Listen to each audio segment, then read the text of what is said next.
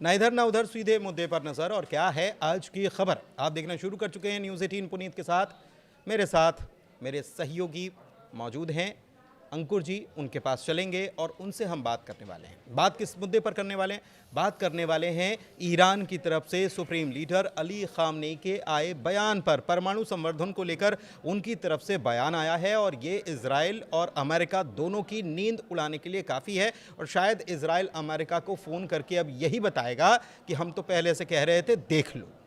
तो क्या कहा है खामनेई ने और क्या परिस्थितियां बन रही हैं, इसी को समझते हैं अंकुर जी से। सर, क्या परिस्थितियां बन रही हैं, क्या खामनेई क्या कह रहे हैं? देखिए, ईरान के जो सर्वोच्च नेता हैं अयातुल्लाह खोमेनी, उन्होंने ख़ास तौर पे ये फिर से वो बात दोहराई है जिसके बारे में लोगों को लग रहा था कि शायद ऐसा नहीं है। उन्होंने कहा है कि ईरान अपना जो परमाणु कार्यक्रम है उससे कोई समझौता नहीं करेगा। इट मीन्स कि जो ईरान की जो न्यूक्लियर फ्यूल बनाने के बाद जो न्यूक्लियर यूरेनियम इनरिचमेंट है, यानी कि यूरेनियम बनाने की जो प्रक्रिया है, उस पर खुमैनी ने कहा है कि उस पर हम कोई समझौता नहीं करेंगे। जबकि जो पूरी दुनिया है, जिसमें बाकी मुल्क भी हैं, सऊदी अरब भी शामिल है, वो चाहते हैं कि ईरान अपना जो परमाणु कार्यक्रम है उसको ठंडा करे और उसको बाहर के मुल्कों के साथ एक समझौता करके उसको चलाए। वो मैं आपको आगे समझाऊंगा कि वो समझौता क्या है। तो लेकिन खुमैनी का बयान अपने आप में काफ़ी मतलब हैरान कर देने वाला भी है, इन टर्म्स ऑफ कि एक तरफ बातचीत चल रही है, दूसरी तरफ खुमैनी ऐसी बात कर रहे हैं। और दूसरा ये भी है कि अगर ईरान ने न्यूक्लियर फ्यूल बना लिया है ना, दावा कर रहे हैं जैसा उन्होंने दावा किया, और 60-70% तो यूरेनियम इनरिचमेंट वो पहले कर ही चुके हैं। तो मुझे लगता है कि ईरान अब केवल 2 या 4 कदम दूर है परमाणु बम बनाने की पोजीशन में। यानी कि सिर्फ अगर उसको 6 महीने और मिल जाए तो मेरा मानना है कि ईरान परमाणु बम बना लेगा। मतलब अभी उस पोजीशन में वो आ चुका है, लेकिन उसने ऐसा कुछ किया नहीं। काफ़ी आ चुका है। आप ये देखिए ना, अगर ये दावा सही है, न्यूक्लियर फ्यूल बनाने की कैपेसिटी अगर आ गई है, तो जो सेंट्रीफ्यूज हैं वो उनसे चलना शुरू हो जाएंगे। दूसरा ये है कि जो यूरेनियम इनरिचमेंट की जो हाई ग्रेड चाहिए, जो 90% तक होता है, उसमें भी उनको कुछ ही महीनों की बात है। अच्छा, ये न्यूक्लियर फ्यूल की जो ये बात कर रहे हैं और परमाणु बम, न्यूक्लियर बॉम्ब और न्यूक्लियर फ्यूल, ये फ्यूल तो ऊर्जा के लिए इस्तेमाल होता है और बात हो रही है 60% इनके पास है, बात हो रही है 3% की। ये इतना डिफरेंस क्यों है, थोड़ा सा बताएं। नहीं, इसमें ये है पुनीत, इसको समझना ऐसे पड़ेगा कि जैसे कोई भी रिएक्टर होता है तो उस वो रिएक्टर को चलाने के लिए हमें न्यूक्लियर फ्यूल भी चाहिए। अब न्यूक्लियर फ्यूल अगर बनाने की कैपेसिटी आ गई तो आप रिएक्टर को लंबे समय तक चला सकते हैं। तो पहला पॉइंट तो क्लियर ये हुआ। दूसरा ये हुआ कि ईरान इसका इस्तेमाल दोनों तरह से कर सकता है। ईरान इसका इस्तेमाल बिजली बनाने में भी कर सकता है, क्योंकि न्यूक्लियर फ्यूल अगर बनाने की कैपेसिटी आई तो आप अपने रिएक्टर्स को ज़्यादा लंबा चला सकते हैं, बिजली बना सकते हैं, एनर्जी में यूज़ हो सकता है। दूसरा ये है कि न्यूक्लियर फ्यूल बनाने की जो कैपेसिटी होती है वो कहीं ना कहीं आपकी यूरेनियम इनरिचमेंट की कैपेसिटी को बढ़ाता है।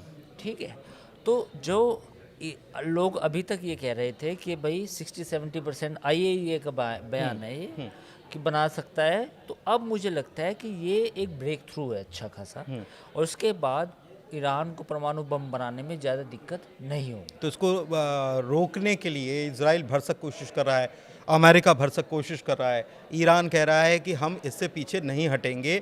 खामनेई ये कह रहे हैं कि हम आपके सामने कटोरा लेकर क्यों खड़े रहें, आपके लिए हर चीज़ के लिए हम आपसे मदद मांगे।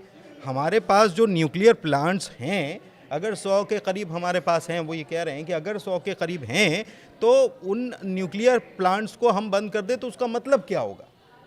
तो ये तो हम बंद नहीं करने वाले।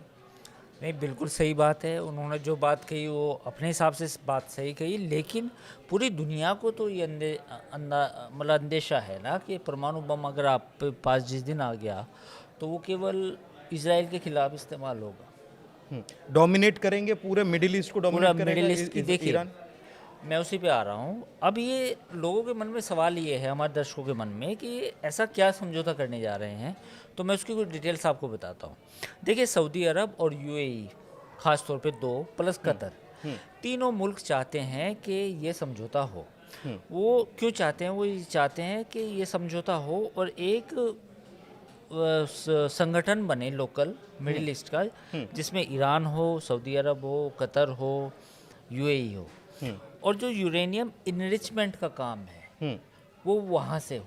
मतलब सब मिलकर निगरानी रखने का भी काम करें। हाँ, और उसमें अमेरिका का भी सुपरविजन मतलब होगा। अगर आपको परमाणु ऊर्जा की जरूरत है, हाँ। इलेक्ट्रिसिटी उससे बनाना हाँ, है, तो हम सब मिलके काम क्यों ना हाँ, करें। और जो भी यूरेनियम इनरिचमेंट जो फ्यूल बनाने के लिए जो इस्तेमाल होता है, प्लांट को चलाने के लिए होता है, उसकी कैपेसिटी 3.7%, 8%, 4% तक होती है। वो एक कंसोर्टोरियम बनाएगा, वो उसकी निगरानी होगी और अपने आप प्लांट्स चलाइए, कोई दिक्कत नहीं है। मतलब आप अगर ये कहते हैं दुनिया को कि भाई हम न्यूक्लियर प्लांट्स शांति के लिए, बिजली बनाने के लिए चाहते हैं, तो अमेरिका का प्रस्ताव ये है कि किसी भी टापू पे, यूएई के पास टापू या भले वो ईरान में भी क्यों सऊदी ना अरब हो, के हाँ। पास जो टापू है, सीमा के पास में एक आइलैंड, बेसिकली उस आइलैंड पे हम एक फैसिलिटी क्रिएट कर देंगे।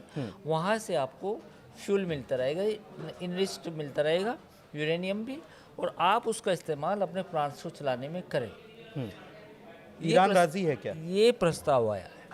ईरान कह रहा है कि हम इसे स्टडी कर रहे हैं, इसमें बहुत सारी दिक्कत आएंगी। जिन आइलैंड की आप बात कर रहे हैं वो आइलैंड हमारे ही हैं। बेसिकली एक यूएई के पास कोई आइलैंड मतलब है, एक झगड़ा वहां पर भी शुरू हो गया। वहाँ पे नहीं, वहीं पे शुरू हुआ है। बेसिकली अमेरिका चाहता है कि भाई आप अपना पूरा का पूरा जो न्यूक्लियर फ्यूल और इनरिचमेंट बनाने का कार्यक्रम है, इसको आउटसोर्स कर दो। सिंपल लैंग्वेज में ये है। ईरान कहता है कि ईरान अब उसमें तरह तरह के बहाने बना रहा है। बहाने इन द सेंस के वो बहुत मुश्किल होगा, टाइम बाय कर रहा टाइम है। बाय कर रहा है। बेसिकली यही है, टाइम बाय कर रहा है ना? Time bye. तो अब क्या होगा, मैं आपसे इसलिए समझना चाह रहा हूँ क्योंकि आपने कहा कि ज़्यादा से ज़्यादा 6 महीने, और मैक्सिमम 6 महीने हाँ, है। तो ये 6 महीने तो बड़े क्रूशियल होने वाले हैं। अमेरिका और इजराइल दोनों बहुत करीब से नज़र रखे हुए हैं। इजराइल बार बार अमेरिका को बता रहा है कि देखो ये किया इसने, ये किया। तो अब ताज़ा जो बयान खामनेई का जो आया है, ये चीज़ों को कहाँ तक ले जा रहा है, किस तरफ ले जा रहा है? मतलब कोई कार्रवाई की तरफ बढ़ेगा अमेरिका या इजराइल? देखिए, इसमें 2 बातें हैं। इसमें 2 बातें क्या हैं? जैसा एक हमारे पुरानी वीडियो को आप उठा के दिखा सकते हैं। इस वीडियो में भी हम बोल रहे हैं, जो मेरा अनुमान है जून के लास्ट में या जुलाई के फर्स्ट वीक में ईरान पर अटैक होगा। ये मेरा एनालिसिस है। मैं गलत भी साबित हो सकता हूँ, ये मेरी जिम्मेदारी होगी।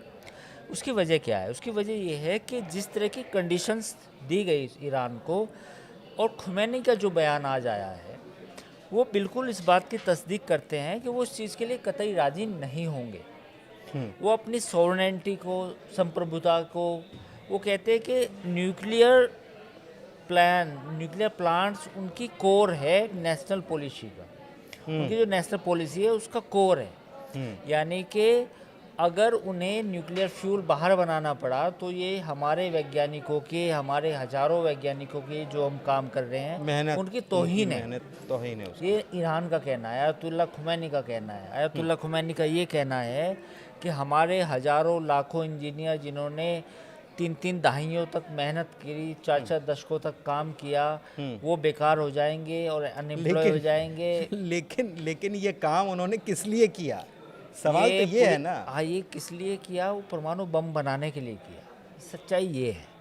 सच्चाई ये है। तो हमला होगा, आप ये कह रहे हैं? मतलब कोई और रास्ता है नहीं। ऐसी परिस्थितियां बन ऐसी रही। परिस्थितियां तो हैं। ये अभी बैठक जो होने वाली अगली कब है तय नहीं हुई मेरे ख्याल से, तो नहीं, अभी इस पे तय नहीं हो रही है। टेक्निकलिटीज़ में अभी कोई तारीख नहीं आई है। जो अमेरिका के साथ जो बैठक होनी है उसकी तारीख नहीं आई है, लेकिन हाँ एक बैठक और होगी। ट्रंप की भाषा बदल रही है, लेकिन ट्रंप की भाषा तो अब देखो, ट्रंप ने जो मैस पूरी दुनिया में हुआ है उनकी वजह से, तो वो तो हर जगह ही है। मैस यहाँ भी नहीं, है। वो तो कह रहे थे ना 2 दिन में गुड न्यूज़ आएगी, तो अब उनकी भाषा कोई अब good- बदल रही है। उन्होंने नहीं। कहा कि हम इस पर भी राजी नहीं होंगे जो ईरान कह रहा है। हाँ, तो बिल्कुल, अब वही तो मैं बात कह रहा हूँ। तो रूस यूक्रेन वाली बात होगी ना। रूस को, पुतिन को जब उन्होंने क्रेजी कहा, उसके बाद देखो ना आपने क्या हुआ वहाँ पे। यूक्रेन ने तभी तो हमला किया इतना बड़ा। तो अमेरिका भी देख रहा है। तो वही बात है कि जून के आखिर में इंतज़ार कीजिए पुनीत। ठीक है, सऊदी अरब इसमें कहाँ पोजीशनिंग लेता हुआ सऊदी नजर आ अरब ईरान को मनाने में लगा है कि मान जाओ आप, आपके फ़ायदे में है, पूरे रीजन के लिए अच्छा है, हमारे लिए भी अच्छा है। बेसिकली सऊदी अरब खुद चाहता है कि वो परमाणु बम बनाने की कैपेसिटी करे, लेकिन वो चूंकि अमेरिका को नाराज़ नहीं कर सकता, लेकिन वो चाहता है कि अमेरिका के सुपरविज़न में कम से कम कुछ प्लांट, न्यूक्लियर प्लांट सऊदी अरब के अंदर हो। एनर्जी का एक बड़ा इशू है भी, एनर्जी मिडिल के ईस्ट में इशू भी है। तो एक बड़ा इशू है। 2030 के बाद सऊदी अरब का जो प्लान है, 2040 के बाद, सॉरी माफ़ कीजिए, 40 के बाद सऊदी अरब चाहता है कि मेरा जो तेल के जो कुएँ हैं वो ड्राइड अप हो जाएंगे। वो होने के बाद मैं अपनी पूरी एनर्जी की जो रिक्वायरमेंट है मैं न्यूक्लियर प्लांट से पूरी करूँगा। तो वो अमेरिका के सहयोग से चाहता है। और इसमें चाहता है कि दोस्ताना चीज़ें हो कतर भी चाहता जाए, है। शांति तरीके से कतर हो भी जाए। बिल्कुल चाहता है, यूएई भी चाहता है। यूएई में एक प्लांट है जो अमेरिका की मदद से वहाँ पे चालू है। तो ये सब चाहते हैं, बट चूंकि they are all are ally of America, है ना, वो कतर तो बिल्कुल समझ लीजिए कि दूसरा अमेरिका मान सकते हैं बन कतर रहा है, को। बनने मिडिल ईस्ट में लेकिन अगर कतर देखा के जाए तो कुछ ये भी है, सैन्य अड्डे और तमाम चीज़ें लेकिन तो वो फिर पपेट गवर्नमेंट है। वो भी नहीं पपेट तो नहीं आप कहेंगे वो, लेकिन उनकी कुछ एक चीज़ें भी हैं, जैसे मुस्लिम ब्रदरहुड को सपोर्ट करना। मतलब हमास को वक्त के अनुसार वो कुछ चीज़ों में वो अमेरिका को अड्डे भी देंगे, हवाई अड्डे, सैन्य अड्डे, और दूसरी तरफ वो उनकी जो पॉलिसी है रेडिकल इस्लामिस्ट उनको फैलाना पूरी दुनिया में, इसमें हमास भी है, हिजबुल्ला भी है, ईरान भी है, हुतीज़ भी हैं, मुस्लिम ब्रदरहुड भी है मिस्र में, उनको भी सपोर्ट करना, वो उनका भी पॉलिसी का हिस्सा है। ठीक है, तो कुल मिलाकर आयतुल्लाह अली ख़ामनेई जो हैं सुप्रीम लीडर हैं ईरान के, उनका बयान नींद उड़ाने के लिए काफ़ी है। अमेरिका की भी इजराइल तो चौकन्ना पहले से है ही, लेकिन इस बयान के बाद ट्रंप क्या करते हैं, ट्रंप क्या कहते हैं, अगली मीटिंग में क्या चीज़ें निकलती हैं, उसके ऊपर नज़र रखना बेहद ज़रूरी है। तो उस पर नज़र हमारी भी बनी हुई है, अपडेट आप तक पहुंचाएंगे। फिलहाल इस वीडियो को यहीं समाप्त करते हैं, चर्चा को यहीं समाप्त करते हैं। चर्चा कैसी लगी बताइएगा कमेंट के ज़रिए, हमारे चैनल को लाइक कीजिए, सब्सक्राइब कीजिए। बहुत शुक्रिया।